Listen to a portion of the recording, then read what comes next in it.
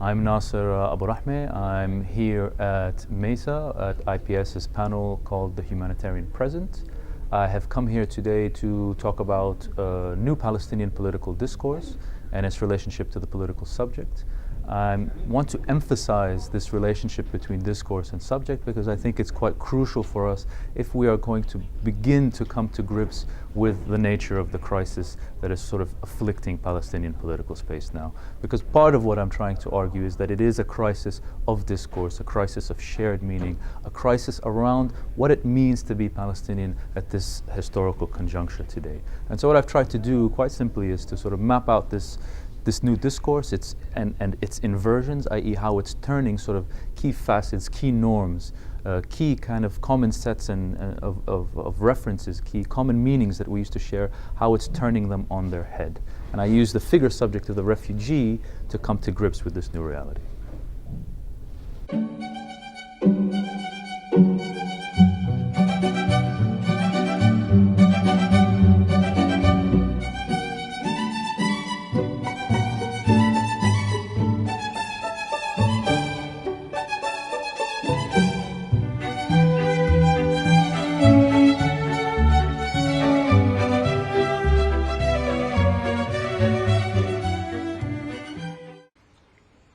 What I want to talk about today, and I try to keep it brief because I know it's early in the morning and we don't have a lot of time, but what I want to talk about generally, at the most general sort of level, is going to revolve around the relationship of new Palestinian discourse, the sort of new discourse that I see as emerging, and its relationship to the kind of Palestinian political subject. Now, I want to sort of emphasize these 2 points in my talk today, because I think that they are quite crucial nodes, quite crucial kind of points for us to sort of come to grips with if we are sort of to begin thinking really about the nature of the crisis that I think is sort of affecting at a very deep level Palestinian political space and the transformations it's bringing about. Because it is my reading that the crisis is not just a political crisis per se, but it is also a crisis of discourse in a very real sense.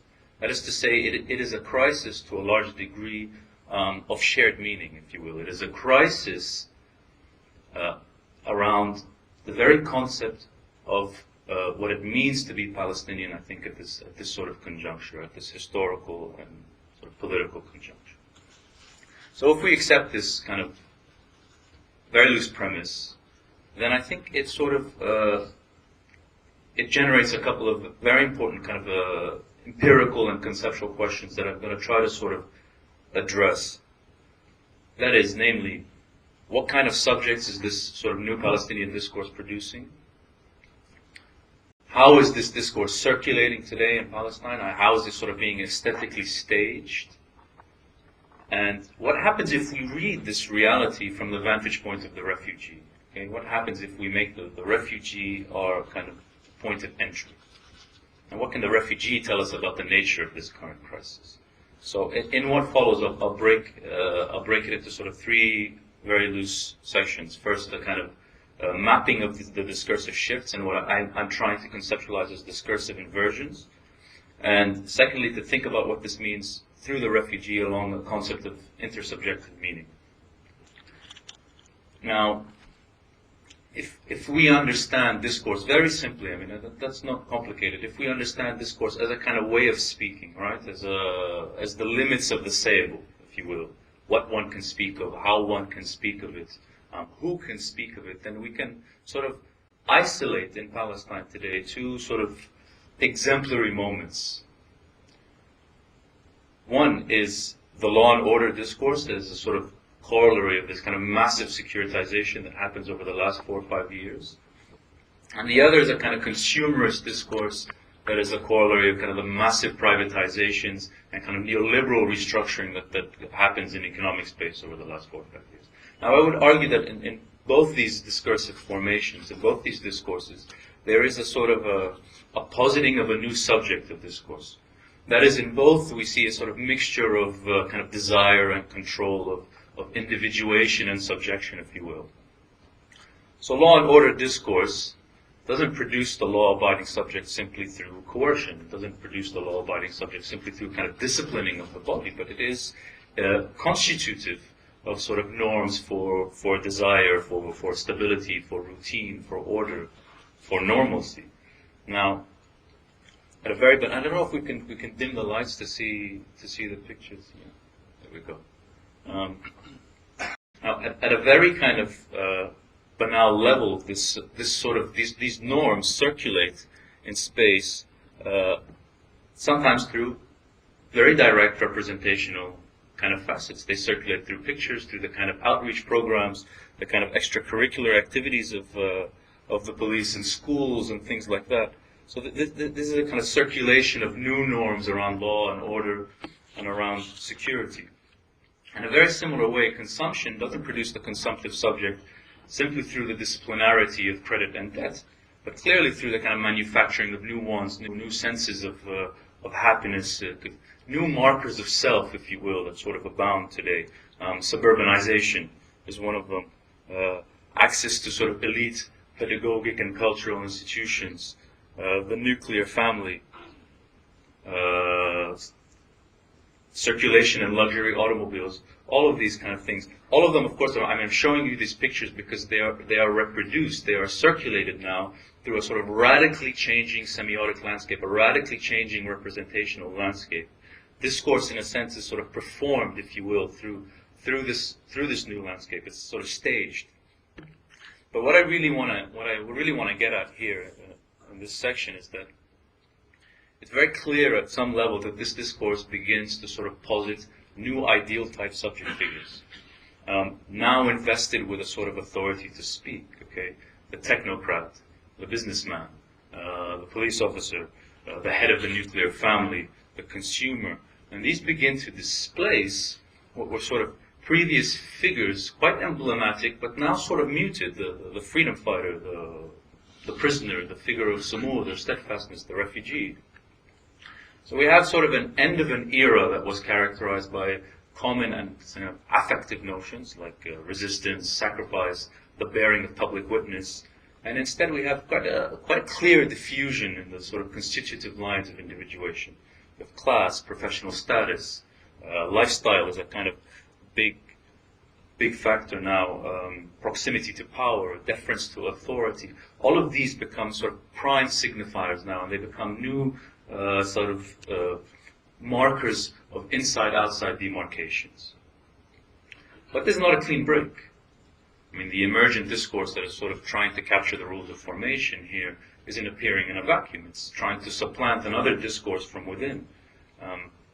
So the reality is one of quite complex kind of layering, a complex imbrication, if you will, between this sort of passing but still quite resonant old and a sort of emergent but not completely consolidated new. And so what you have is a sort of a multi-layeredness of significational levels, if you will, a multi-layeredness of meanings. And you can see this not only in the sort of the advertising that sort of literally emerges from the rubbles of kind of defeat sometimes, but also in the way this kind of new significational order tries to appropriate the old. I mean, you can see it here, with the guy from the Bank of Palestine probably flogging mortgages or something, and Yasser Arafat's sort of pledged to return to Jerusalem.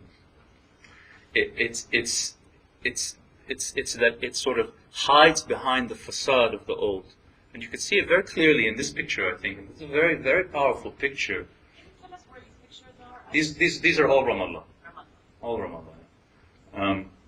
I think you can see it very clearly in this picture. And this is a very powerful picture because what you have here in this, what the sort of composition, what the framing does, is it brings sort of together these two representational layers, the sort of national, the folkloric, the pastoral on the one hand, and the sort of consumptive, virtual individual on the other. And what it does by bringing them into this one compositional frame is it brings into relief something very sort of very, very essential about this moment. And that is the mixture of sort of mimicry and resonance on one hand. I mean, you can see it. It's uncanny in almost the poses the two women strike, but also the relationship of sublimation and erasure that exists between these discourses. Now, I mention this because it's precisely this kind of this layering, this kind of in-between space that new discourse inhabits, and it's precisely this space that makes it effective as a kind of discourse. But it is also, by the same token, I would say, what makes it unsustainable.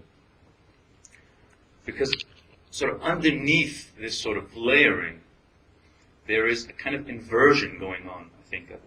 And what I mean by that, there's a kind of turning of key facets and norms on their head that sort of threatens the world of shared meanings that give these movements cover of legitimacy.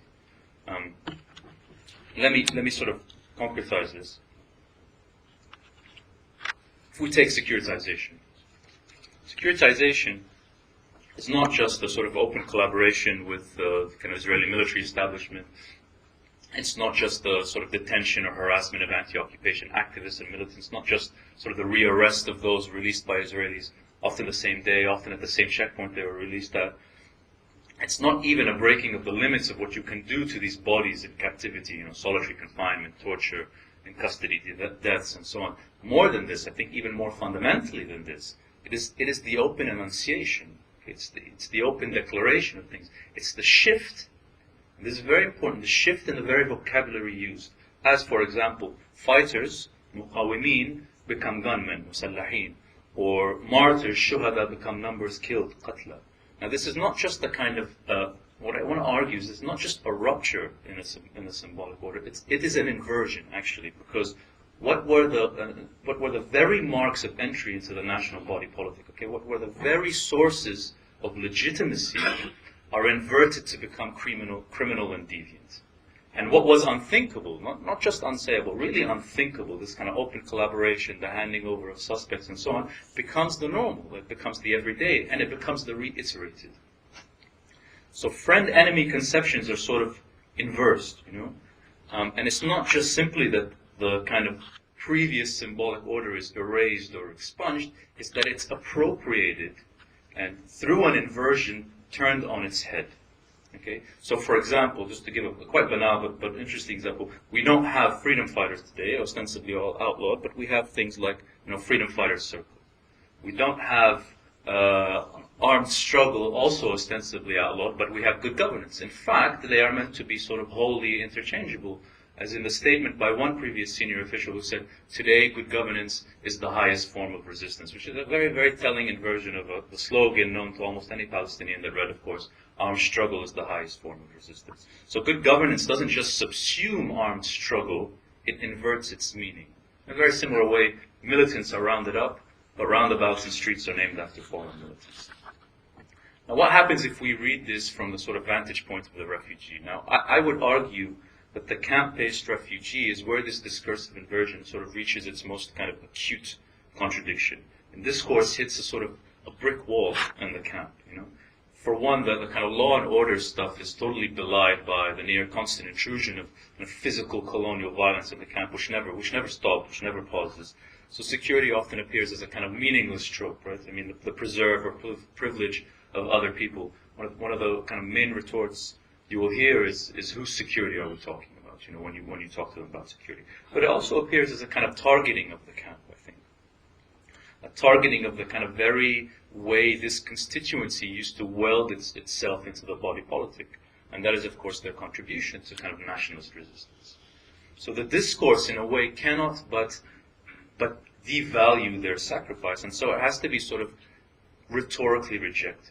I remember speaking to one guy in Qalandia camp about discourse and kind of securitization and the law and order, and I must have been sort of reproducing the jargon at some level. And he sort of very forcefully stopped me. And I'll read what he said. And he told me, listen, look, resistance doesn't go, it pauses, but it comes back. It's impossible for it to stop. And then he said something very interesting. He said, if it stops, be sure there's not a Palestinian left. So long as there are Palestinians living here, especially in the camps, there will be resistance. Now, what I found very interesting about this, beyond the sort of very direct representational level it functioned on, is that there is a very clear struggle in what he's saying over the constituent elements that make up political community. There is a kind of struggle over what defines being Palestinian today. And what is very telling for us is that the very fact that it occurs, the very fact that it's happening, is indicative of a crisis of meaning around things that were previously assumed, around things that were previously unthought, things that were sort of taken for granted. And one of the most common rhetorical refrains you hear from refugees today is, where is the issue? Where is the when qadiyya, they say. Now, the issue, of course, being Palestine itself, the struggle that was, that is. And what's striking about this is that there is an impossibility to locate what was previously the very location of any kind of political action. And this, I think, is a very, very sort of decisive shift. And I've been trying to sort of think through it through a notion of kind of intersubjective meaning. Well, what is intersubjective meaning? It's very simple. Intersubjective meaning is sort of an unsaid common social language, a common set of references, a common terms of references that a sort of society shares that sort of prefigure the possibility of community. Now, in our case, these common terms of reference, at least in the political sphere, were codified in the word thawabit, the constants. And these could be thought of as sort of collective red lines or kind of fundamentals that mediated interaction with kind of colonial occupying power. They sort of symbolically reproduced national collective identity. They were a kind of, at a political level, part of the common sense of what it meant to be Palestinian. Now, I would argue 2 points here. That first, the ruptures or cleavages we see in Palestinian society are the result of a historically kind of quite consolidated set of intersubjective meanings. I mean, return, resistance, liberation. These weren't simply kind of tropes or even shared views. I would say they were something more than that. They were kind of an unspoken common reference point for all sort of political or public communication. But secondly, and perhaps more importantly, I would argue that vis-a-vis refugees, these intersubjective meanings at some level begin to unravel. That is, we have more than just this census here. The refugee who cannot accept the kind of the move to invert becomes of a sort of another discourse, another set of meanings. When I asked one guy also in Colombia about, what do you think about the thawabit, the constants, his response was very flippant but very unequivocal. He told me, what constants? What thawabit? There is nothing constant, thabit, in our lives. So this begins to sort of prefigure a sense that there is sort of no audience to address. And there's in fact no public to which to make claims to, a sense that sort of no one can hear. And so this sort of upends this common conceptual framework that we had. What was assumed, what was unspoken, these things sort of lose their traction. You have a kind of a collapse of old associational principles and maybe a kind of unraveling of the singularity of what Said very, very famously called Palestinianism. And this is actually what estrangement is sort of all about. It's about alienation from what was once common, what was once assumed, once a sort of integral part of self, slowly being made alien to your own world. So the refugee at this kind of conjuncture is moored between a sort of humanitarian space that denies her his politics. And a kind of a national space that's defined by her his sort of political ejection. But, this is a very important but, not entirely subject to or of either. And if what I just said sounds incredibly depressing, which it probably partly is, there is a silver lining, I think, and the silver lining is precisely in this but, because, and I say this just to conclude, because what I sort of want to leave you with, the thought I want to leave you with, is that it is precisely this kind of estrangement, okay? It's precisely this distance, it's precisely this sort of temporal incongruence. We didn't talk about temporalities, but it's very important. It's precisely this that ends up fueling in West Bank refugee camps a sort of space for kind of the alternative production of collective subjectivity. But what is really compelling for the rest of us, I would say, what is even instructive, as horribly didactic as that sort of sounds, but no, I do think it is sort of instructive. What is instructive for the rest of us is that these people are able to sort of achieve this, to create this, out of the very discourses that have sought their negation. That is, out of sort of native national authoritarian discourse on the one hand, and humanitarian management on the other. So they have been able to appropriate from one a concept of nation, a concept of kind of Palestinianness that rejects the move to invert shared meaning, and to appropriate from the other a kind of concept of refugeehood that rejects the move to depoliticize. So they've used the very tools of their kind of subjugation and control, okay, the categories of humanitarian objectification, the refugee, the physical architecture of their containment in the camp, their distanciation or rejection from national narrative, estrangement. They've been able to use these to intervene in the very processes of subjectification.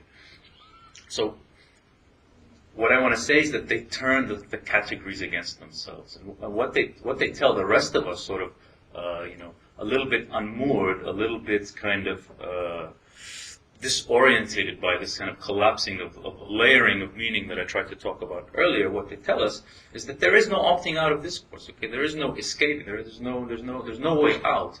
But rather, they remind us, all of us, that discourse always contains the seeds of its own overcoming. Thank you very much.